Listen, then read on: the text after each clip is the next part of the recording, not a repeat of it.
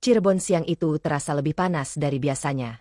Bukan hanya karena terik matahari yang membakar aspal, tapi juga karena hawa gelisah yang menyelimuti para warga. Pasar tradisional di kawasan Harjamukti baru saja dilalap api. Bau kayu terbakar masih terasa di udara, dan sisa asap tipis mengepul dari puing-puing kios yang hangus. Sirene mobil damkar yang tadinya meraung kini telah diam. Tugas mereka nyaris selesai. Hanya tinggal menggulung selang dan memastikan api tak kembali menjilat sisa bangunan. 10 orang petugas damkar duduk di trotoar. Pria berkepala plontos dengan rantai perak menggantung di leher, mendekati petugas damkar. Senyumnya sinis. Kalian hebat juga ya, padamin api secepat itu. Tapi kalian kerja di wilayah kami. Tahu dong artinya apa? Petugas damkar yang lebih tua berdiri perlahan. Ia mencoba tersenyum, sopan, meski cemas terlihat di wajahnya. Kami hanya menjalankan tugas negara, Bang. Gak ada maksud ganggu siapa-siapa. Pria plontos itu tertawa pendek. Tugas negara? Kalau gak mau ada yang ganggu tugas negara lo, bayar uang rokoklah. Buat keamanan. 100.000 per orang. Murah kan? Petugas damkar saling pandang. Mereka tahu, ini bukan soal uang. Ini soal harga diri. Tapi siapa yang berani melawan 10 ormas bersenjata kayu dan mental preman? Rama masih diam. Ia menatap satu persatu ormas itu. Matanya tak berkedip. Ada yang menertawakannya. Ada yang meludah ke arah kakinya.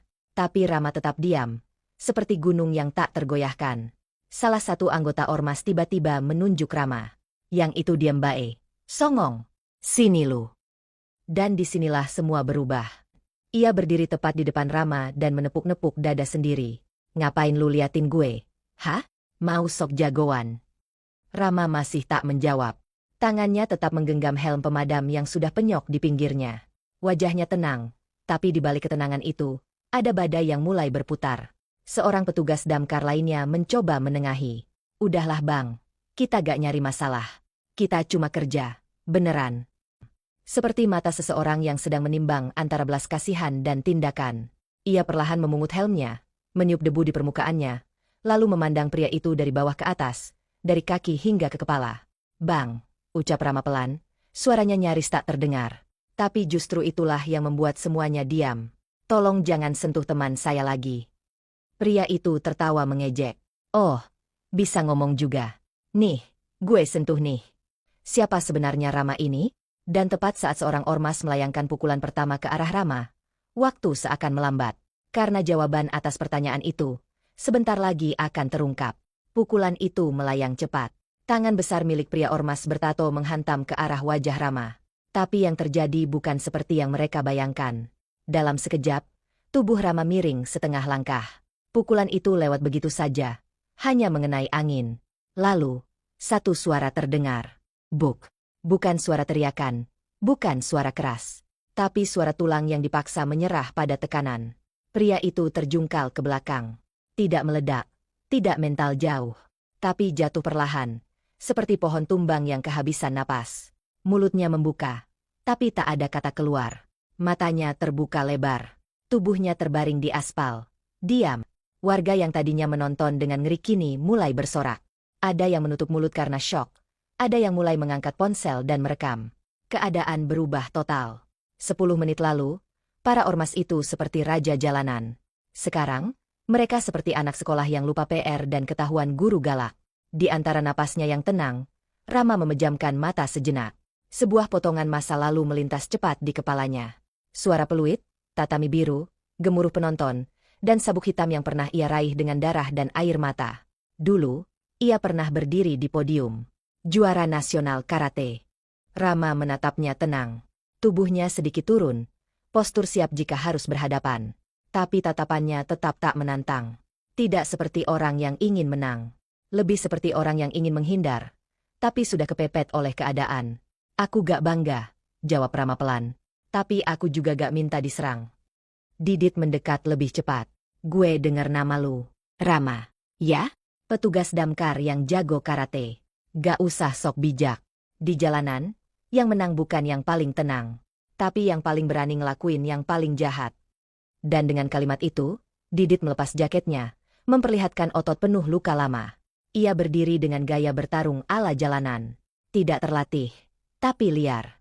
Berbahaya. Tanpa aba-aba. ia menyerang. Pukulan beruntun menghantam udara. Rama menghindar. 1, 2, 3. Tapi sebuah pukulan menyambar pipinya. Sedikit goyah. Ia mundur. Kali ini bukan lawan sembarangan. Didit bukan sekadar preman. Ia juga pernah bertarung di jalanan demi bertahan hidup. Serangan berikutnya membuat Rama terdorong ke belakang. Bahunya terbentur tiang listrik. Warga menjerit pelan. Seseorang berteriak minta tolong. Tapi tidak ada polisi. Karena untuk pertama kalinya dalam hidupnya, dia merasa ditundukkan, bukan oleh kekuatan, tapi oleh kebenaran. Langit benar-benar jingga kini. Warna yang ganjil, antara damai dan duka. Di jalanan yang tadi ramai, kini hanya tersisa jejak kekalahan dan sunyi yang menyentuh sampai tulang. Didit masih terduduk, napasnya berat, tubuhnya gemetar bukan karena luka, tapi karena ego yang tumbang. Di sekelilingnya, anggota ormas lain satu persatu mulai berdiri dengan limbung, menatap Rama seperti melihat hantu masa lalu yang tak bisa mereka lawan dengan ancaman. Warga mulai mendekat, tapi kali ini, bukan dengan sorot mata ketakutan. Ada yang bertepuk tangan pelan. Ada yang mengangguk penuh rasa hormat. Dan di antara mereka, seorang ibu, penjual gorengan yang tadi lapaknya nyaris ikut terbakar, menyerahkan sebotol air mineral ke Rama. "Terima kasih, Nak," ucapnya pelan. Di kejauhan, suara sirene polisi baru terdengar. Terlambat. Tapi warga sudah lihat siapa yang sebenarnya berani. Dan untuk pertama kalinya, bukan preman yang jadi pahlawan di jalanan itu. Malam turun perlahan, menutup langit Cirebon dengan selimut tenang. Sisa api di reruntuhan rumah warga telah padam, tapi nyala yang lebih besar justru kini menyala dalam hati semua orang yang menyaksikan. Nyala kesadaran bahwa keberanian sejati bukan soal siapa yang paling kuat, tapi siapa yang paling tahan untuk tidak membalas. Rama duduk di pinggir mobil damkar. Helmnya tergeletak di pangkuan. Baju kerjanya masih kotor oleh abu dan darah kering. Tapi matanya menatap kosong ke langit. Bukan karena lelah, tapi karena terlalu banyak yang harus dipikirkan. Ia tak menyangka, satu tugas pemadaman biasa bisa berubah menjadi titik balik bagi banyak orang. Didit mendekat. Wajahnya masih memar. Tapi ada sesuatu yang berubah dari cara dia berjalan. Lebih pelan, lebih sadar. Ia berdiri di samping Rama dan terdiam beberapa saat sebelum berkata, "Lu gak tahu rasanya jadi kami. Hidup di jalan, nyari hormat karena gak ada yang pernah kasih itu dari lahir." Rama menoleh, tak membalas dengan nasihat, hanya tatapan yang jujur. "Gue juga gak minta dihormati. Cuma pengen bisa bantu orang, tanpa diganggu orang." Didit tertawa kecil. Pahit, tapi jujur. "Mungkin, gue juga udah capek jadi jagoan di jalan yang salah." Suara sirene pemadam terakhir mati. Warga mulai pulang ke rumah. Tapi di wajah mereka ada satu hal yang tak bisa dipadamkan. Hormat. Bukan karena Rama menang melawan preman, tapi karena ia menang melawan keinginan untuk menjadi seperti mereka. Kisah ini bukan soal pertarungan antara pemadam dan ormas. Bukan juga tentang karate atau kekuatan fisik. Ini tentang harga diri. Tentang bagaimana di dunia yang semakin keras, masih ada orang yang memilih untuk tetap lembut, sampai terpaksa jadi keras demi melindungi yang lemah. Dan mungkin, dunia butuh lebih banyak orang seperti Rama. Bukan karena jagonya, tapi karena dia tahu, menang bukan saat lawan jatuh, tapi saat kita tetap jadi manusia, meski sedang disakiti. Karena dalam hidup, ada dua jenis kekuatan, yang membakar, dan yang memadamkan. Dan di akhir kisah ini, kita belajar bahwa menahan diri di saat marah adalah kemenangan terbesar.